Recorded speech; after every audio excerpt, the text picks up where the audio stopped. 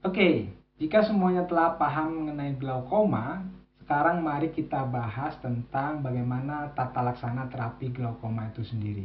Di sini saya akan menjelaskan tentang terapi open angle glaukoma atau glaukoma sudut terbuka dan closure angle glaukoma atau glaukoma sudut tertutup. Simak terus ya.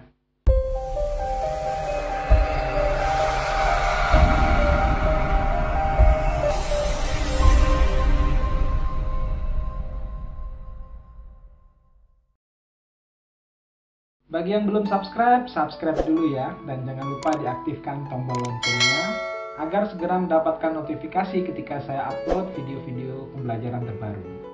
Semua pasien yang telah terdiagnosa mengalami glaukoma atau memiliki faktor risiko yang tinggi akan mengalami glaukoma dengan tekanan intraokular di atas 21 mm air raksa wajib mendapatkan pengobatan sedini mungkin untuk menghindari gangguan penglihatan dan komplikasi kebutaan.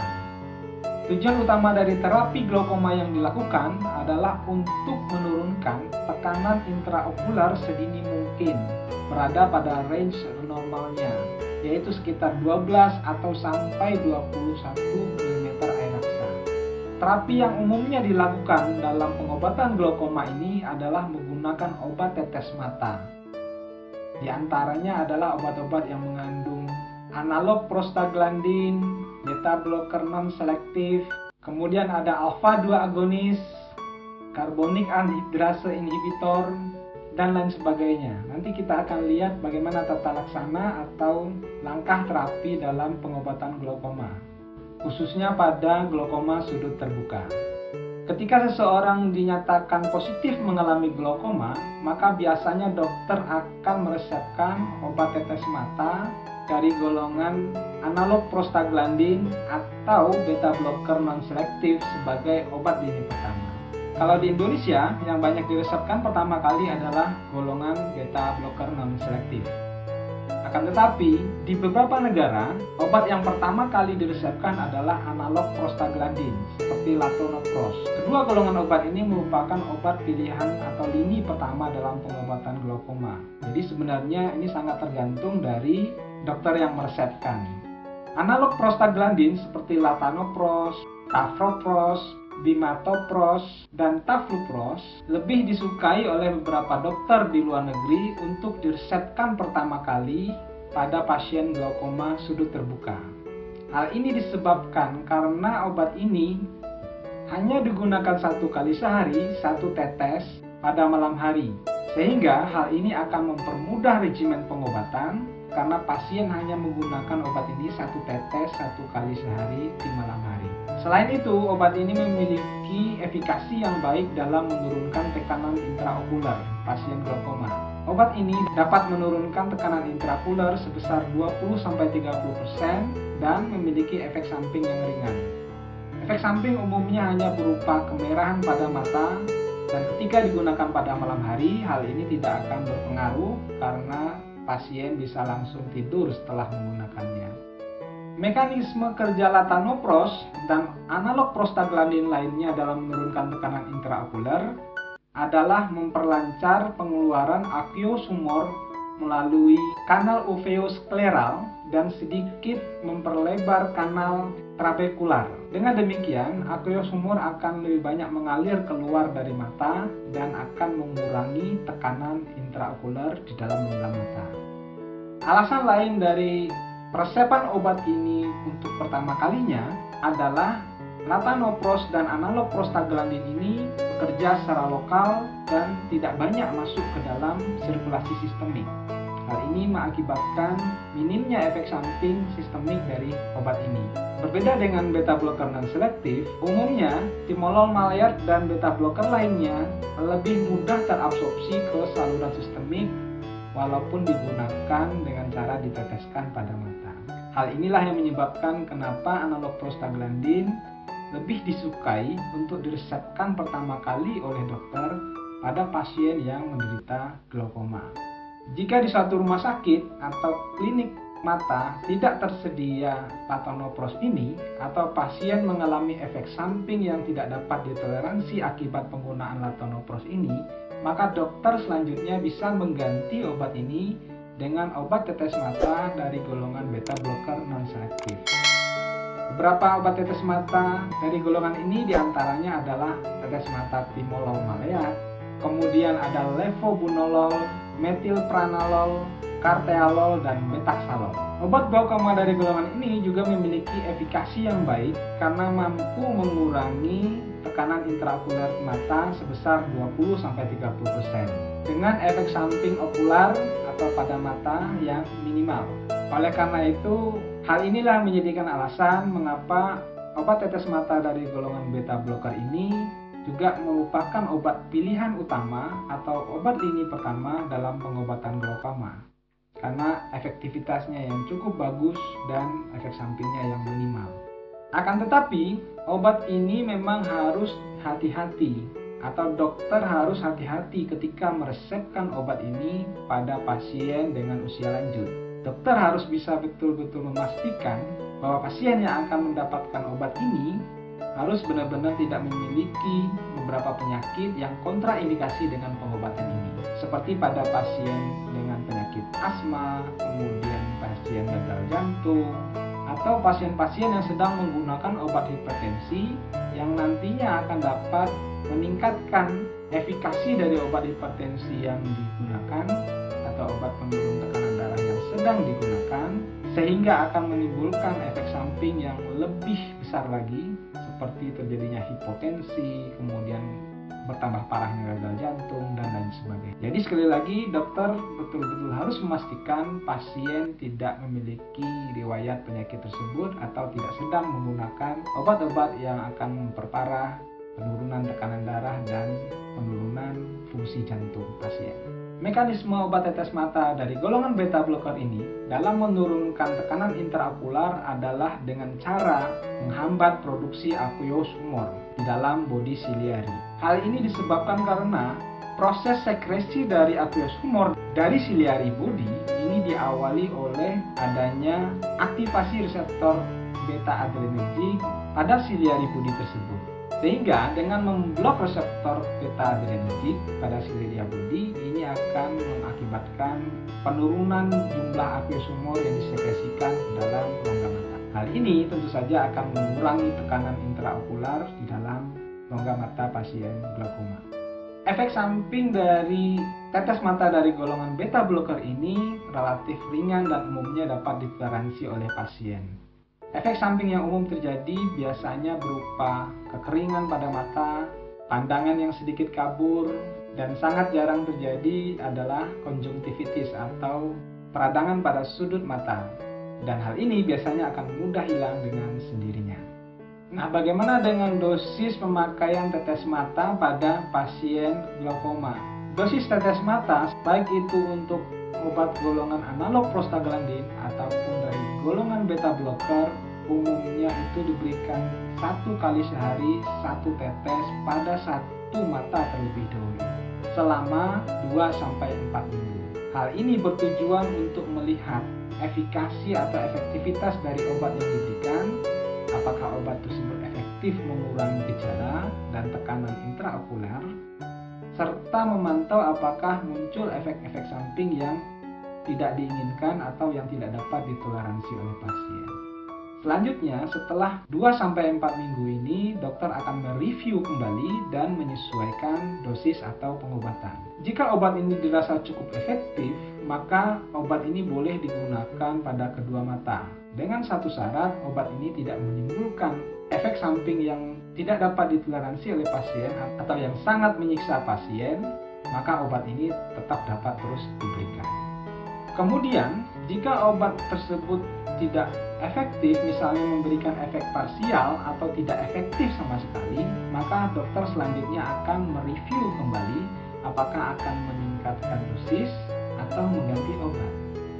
Meningkatkan dosis obat ini umumnya dilakukan dengan cara mengganti obat dengan konsentrasi yang lebih tinggi, bukan dengan meningkatkan jumlah tetesan. Karena peningkatan jumlah tetesan, misalnya dari 1 tetes menjadi 2 tetes, ini tidak akan banyak memberikan peningkatan efek penurunan tekanan intraokularnya. Karena pemberian obat sebanyak 2 tetes ini akan lebih banyak terbuang daripada yang tertinggal di rongga mata. Nah, umumnya obat diganti dengan dosis yang lebih tinggi, misalnya awalnya konsentrasinya adalah 0,5%, diganti dengan obat yang konsentrasinya 1%. Tergantung dari sediaan tetes mata yang ada di pasaran. Kemudian, apabila tidak tersedia obat dengan konsentrasi yang lebih tinggi, maka biasanya adalah frekuensi pemberiannya yang ditingkatkan. Misalnya dari 1 kali sehari menjadi 2 kali sehari. Misalnya 1 tetes di pagi hari dan dilanjutkan dengan 1 tetes pada malam hari. Nah, bagaimana jika pasien mengalami kontraindikasi terhadap kedua golongan obat tersebut? Maka selanjutnya, dokter dapat meresepkan obat dari golongan alfa-2 agonis. Obat tetes mata untuk glaukoma dari golongan alfa-2 agonis ini adalah tetes mata Brimolidin. Brimolidin ini adalah terapi lini kedua dari pengobatan glaukoma dengan mekanisme aksi mengaktifasi reseptor alfa-2 adrenergik pada sel saraf yang terdapat di sekitar sel-sel liari mata. Aktivasi dari reseptor alfa-2 ini akan mengurangi jumlah norepinefrin yang disekresikan, sehingga jumlah norepinefrin ini akan berkurang untuk mengaktifasi reseptor beta adrenergik, sehingga produksi dari apiosumor ini juga akan mengalami penurunan. Hal ini berlanjut dengan berkurangnya tekanan intraokular pada rongga mata pasien glaukoma. Walaupun demikian, efikasi dari Brimolidin ini lebih rendah daripada dua golongan obat lini pertama dalam pengobatan glaukoma. Efikasinya dalam menurunkan tekanan intraokular ini hanya bergerak antara 18% sampai 25% saja.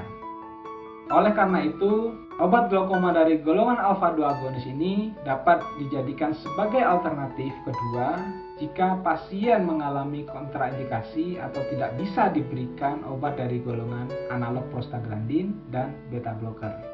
Selanjutnya, jika pasien juga mengalami kontraindikasi dengan ketiga golongan obat yang telah kita bahas tadi, maka selanjutnya dokter dapat meresepkan obat dari golongan carbonic anhydrase inhibitor.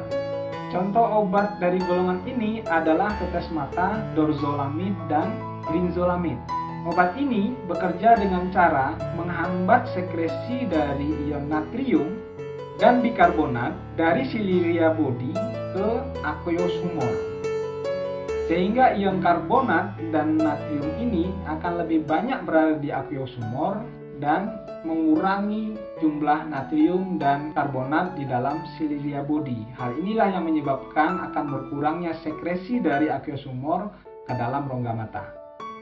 Obat glaukoma dari golongan carbonic anhydrase inhibitor ini juga merupakan obat lini kedua untuk pengobatan glaukoma, sama tadi dengan alfa-2 agonis. Obat lini kedua seperti golongan carbonic anhydrase inhibitor dan alfa-2 agonis ini bisa digunakan secara monoterapi dan terapi kombinasi dengan obat lini pertama untuk pengobatan glaukoma. Alasan utama mengapa obat glaukoma dari golongan carbonic anhydrase inhibitor ini masuk dalam terapi lini kedua ini disebabkan karena efek samping lokalnya yang lebih parah dibandingkan obat lini pertama, terutama efek pandangan kabur yang dihasilkannya lebih parah daripada timolol maleat. Dan banyak sekali pasien yang menghentikan pengobatan dengan obat ini diakibatkan karena efek sampingnya yang cukup mengganggu.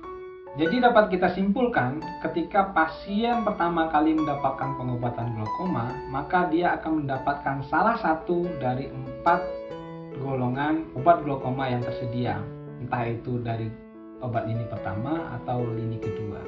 Apapun itu, pengobatan pertama kali hendaklah dimulai dengan monoterapi atau menggunakan satu obat saja dan belum langsung menggunakan produk obat kombinasi. Efikasi dan efek sampingnya akan diamati dalam waktu 2-4 minggu. Umumnya dokter akan meminta pasien kembali datang untuk melakukan kontrol pada minggu keempat. Nah, di sana akan dilihat apakah obat yang diresepkan tadi itu efektif atau tidak dalam menurunkan tekanan intraokular pasien. Ada 3 kemungkinan dari hasil monitoring yang dapat terjadi. Yang pertama, jika obat tersebut efektif, maka dokter selanjutnya akan meresepkan obat yang sama dengan dosis yang sama atau frekuensi pemberian yang sama untuk menjaga tekanan intraokular pasien tetap berada pada rentang normalnya. Kemungkinan yang kedua adalah obat tidak memberikan respon atau obat tersebut gagal dalam menurunkan tekanan intraokular pasien. Maka langkah-langkah yang harus dilakukan pertama kali oleh dokter ataupun apoteker yang bertugas ketika menyerahkan obat adalah yang pertama mengecek kepatuhan pasien dalam menggunakan obat. Kalau seandainya pasien tidak patuh, maka solusinya adalah meminta pasien untuk patuh menggunakan obat terlebih dahulu dan selanjutnya akan diperiksa efikasinya pada periode berikutnya atau 1 bulan berikutnya. Jika pasien telah patuh menggunakan obat tetapi obat tersebut juga tidak mampu mengurangi tekanan intraokular, maka langkah selanjutnya adalah mengganti formulasi atau sediaan obatnya dengan sediaan yang mengandung konsentrasi obat yang lebih tinggi. Seperti yang saya katakan tadi, jika konsentrasi awalnya adalah 0,25%, maka bisa dipilihkan obat dengan konsentrasi yang lebih tinggi, yaitu obat tetes mata dengan konsentrasi 0,5% atau 1%. Atau tetap menggunakan obat yang sama dan meningkatkan frekuensi pemberiannya, yaitu 2 kali sehari. Nah, pada obat-obat yang diberikan 2 kali sehari, ya, maka jarak antara pemberian obat pertama dengan yang kedua harus berbeda jauh. Misalnya dosis pertama diberikan pada pagi hari dan dosis kedua pada malam hari. Alternatif ketiga, nah ini yang umumnya dilakukan oleh dokter, adalah dengan mengganti obat dengan kelas yang lainnya atau golongan yang lainnya. Jika pertama pasien telah diberikan analog prostaglandin seperti latanopros, maka ini bisa diganti dengan dari golongan beta blocker, ya, seperti tetes mata timolol maleat. Atau dokter juga bisa mengganti dengan obat lini kedua, seperti menggantinya dengan alfa 2 agonis. Contohnya adalah tetes mata brimonidine. Atau dengan obat glaukoma dari golongan karbonik anhidrase inhibitor tadi. Kemungkinan hasil monitoring yang ketiga adalah obat efektif menurunkan tekanan intraokular, akan tetapi pasien mengalami efek samping yang sangat mengganggu atau tidak dapat ditoleransi, sehingga pasien akhirnya tidak menggunakan obat tersebut lagi. Nah, beberapa langkah yang dapat dilakukan untuk mengatasi permasalahan ini adalah yang pertama mengurangi dosis. Bisa dengan mengganti bentuk sediaan dari konsentrasi yang tinggi ke konsentrasi yang rendah jika obat dengan konsentrasi yang lebih rendah itu tersedia. Yang kedua adalah dengan mengganti obat dengan golongan yang sama. Misalnya jika pasien semula menggunakan latanopros kemudian dia mengalami efek samping yang mengganggu, maka bisa diganti dengan analog prostaglandin yang lain seperti taflupros. Ini hanyalah contoh pergantian obat dari golongan yang sama. Tapi juga bisa diganti dengan obat first line terapi lainnya. Seperti jika awalnya pasien menggunakan latanopros mengalami efek samping yang cukup mengganggu, maka bisa diganti dengan obat tetes mata dari golongan beta blocker seperti timolol maleat. Jadi sebenarnya ini tergantung dari kebiasaan dan penilaian dari dokter yang menangani pasien. Apapun keputusan yang diambil, maka pada akhirnya pasien akan mendapatkan rekomendasi. Apakah itu meneruskan pengobatan, atau obatnya diganti dengan obat yang lain, atau dosisnya dikurangi, atau dosisnya ditingkatkan. Maka tahapan selanjutnya pasien akan menggunakan obat tersebut dalam 1 periode monitoring berikutnya, yaitu selama 2-4 minggu. Nah, atau katakanlah selama 4 minggu ya. Kemudian pasien pasti diminta kembali untuk memeriksakan kondisi glaukomanya kepada dokter. Pada monitoring yang kedua ini maka akan dicek apakah penerusan pengobatan dengan obat yang pertama kali diresepkan atau dengan obat yang telah diganti atau dengan regimen terapi yang telah diganti ini akan dicek kembali efikasinya dan efek sampingnya. Seperti biasa, jika obat tersebut efektif dan tidak menimbulkan efek samping yang merugikan, maka pengobatan tersebut tetap dapat dilanjutkan kembali. Akan tetapi, jika pasien masih mengalami hal yang sama, misalnya obat tersebut tidak begitu efektif dalam menurunkan tekanan intraokular atau respon yang bisa kita sebut respon parsial, kembali yang harus dilakukan adalah mengecek kepatuhan pasien dalam menggunakan obat. Kemungkinan yang kedua adalah dengan mengganti obat dari golongan lainnya, sama dengan yang pertama kali. Tapi yang umumnya dilakukan pada monitoring kedua ini adalah dokter akan mulai memberikan obat yang berisi obat kombinasi. Misalnya dengan produk tetes mata yang berisi alfa 2 agonis dan beta blocker, seperti tetes mata yang berisi brinzolamid dan timolol maleat. Kemudian apabila pasien mengalami efek samping yang tidak dapat ditoleransi atau yang sangat mengganggu, maka prosedur yang dilakukan adalah sama dengan prosedur pergantian obat akibat efek samping yang dialami pasien pada saat monitoring pertama kali tadi.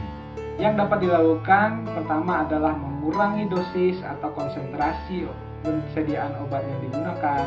Yang kedua adalah mengganti obat atau obat kombinasi yang digunakan. Dan selanjutnya, pasien kembali akan mendapatkan obat yang diresepkan atas dasar hasil monitoring. Dan selanjutnya, pasien akan menggunakan obat tersebut selama 2-4 minggu dan untuk kembali di monitoring dan dievaluasi. Ya, hasil evaluasinya, jika obat tersebut efektif dan dapat ditoleransi oleh pasien, maka pengobatan dengan obat tersebut dapat dilanjutkan. Akan tetapi jika obat tersebut masih tidak efektif, baik terhadap obat lini pertama atau lini kedua, maka yang dilakukan kembali oleh dokter adalah mengecek kepatuhan pasien dalam menggunakan obat. Kemudian jika pasien ternyata patuh dalam menggunakan obat, maka dokter akan menyimpulkan bahwa obat lini pertama, obat lini kedua, ataupun obat kombinasi tidak efektif untuk mengurangi tekanan intraokular pasien. Maka selanjutnya dokter akan meresepkan obat lini keempat, yaitu obat glaukoma dari golongan direct acting cholinergic agent. Obat ini adalah suatu agonis reseptor asetilkolin pada rongga mata dan umumnya yang diresepkan adalah tetes mata pilokarpin. Atau dokter juga bisa meresepkan obat golongan carbonik anhidrase inhibitor oral. Contoh obat ini adalah acetazolamid 250 mg. Oleh karena itu, pasien nantinya akan menggunakan dua jenis sediaan obat, yaitu obat yang diteteskan dan obat yang diminum. Dengan demikian diharapkan efikasi obat ini dapat menjadi lebih baik dalam menurunkan tekanan intraokular pasien. Resepan obat dari golongan karbonik anhidrase inhibitor oral ini hanya digunakan untuk terapi jangka pendek saja, umumnya sekitar 2 minggu.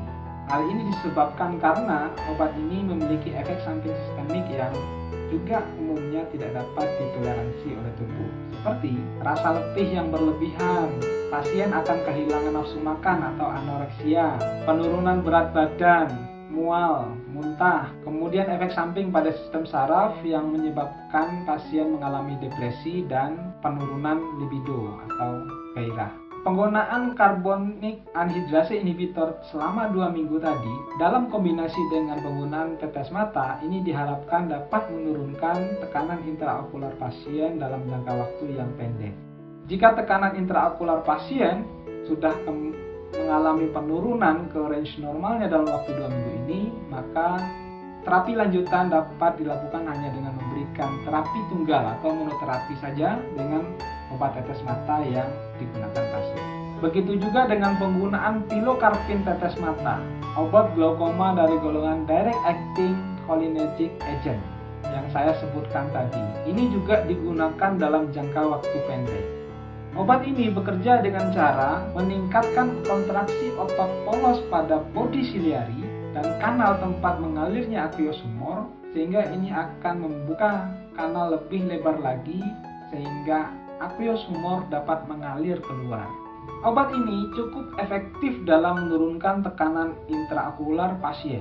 Hasil uji klinik menyimpulkan bahwa obat ini mampu menurunkan tekanan intraokular sebesar 20-30%. Akan tetapi permasalahan pada penggunaan obat ini adalah frekuensi penggunaannya yang terlalu sering, yaitu harus digunakan sebanyak 4 kali sehari. Hal ini biasanya menyebabkan pasien tidak patuh dalam menggunakan obat karena sering lupa menggunakan obat.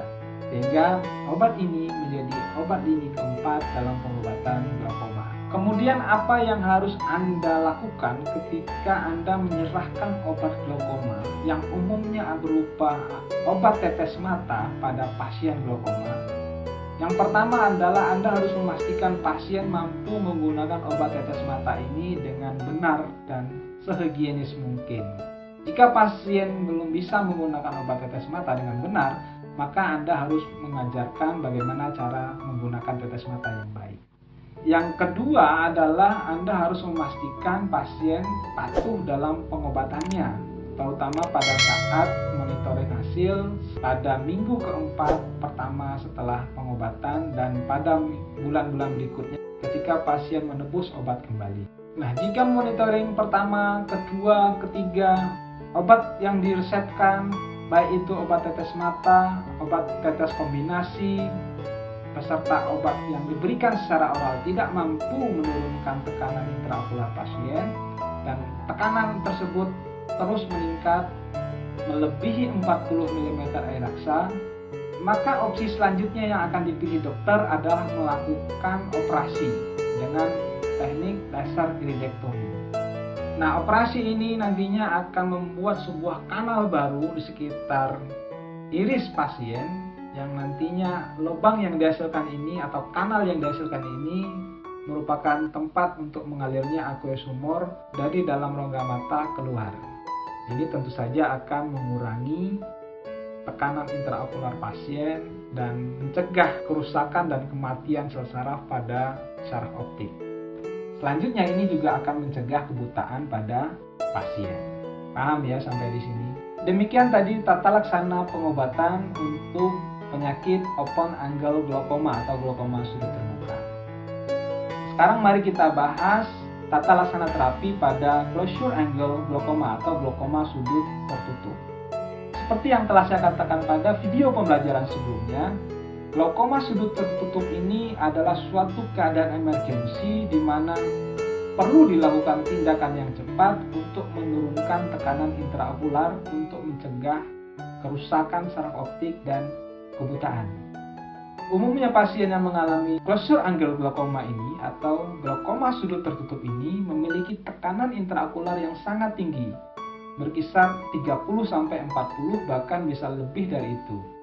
Terapi lini pertama untuk pasien closure angle glaukoma ini idealnya adalah laser iridektomi atau pembedahan, pembentukan kanal pada daerah iris sebagai tempat untuk mengalirnya aqueous humor keluar dari mata pasien.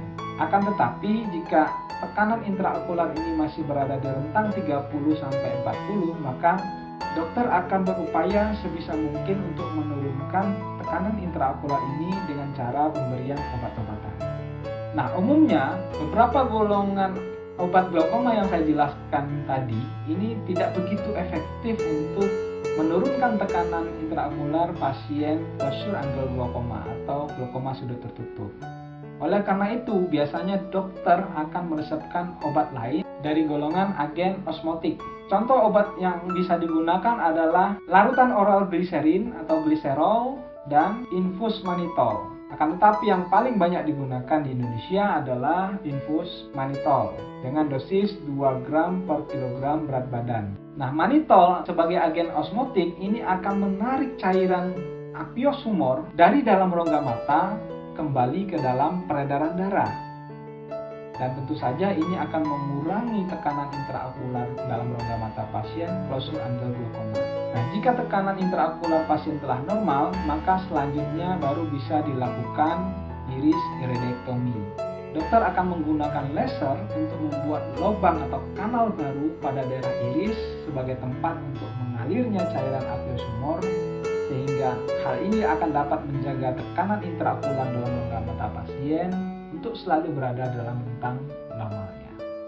Oke, demikian tadi tata laksana terapi pada glaukoma sudut terbuka dan glaukoma sudut tertutup. Mudah-mudahan paham, dan jika belum paham silakan tulis pertanyaan Anda pada kolom komentar dan insya Allah akan saya jawab. Demikian saja, mohon maaf apabila masih ada kekurangan. Jangan lupa subscribe. Sampai ketemu lagi pada video pembelajaran berikutnya. Assalamualaikum warahmatullahi wabarakatuh.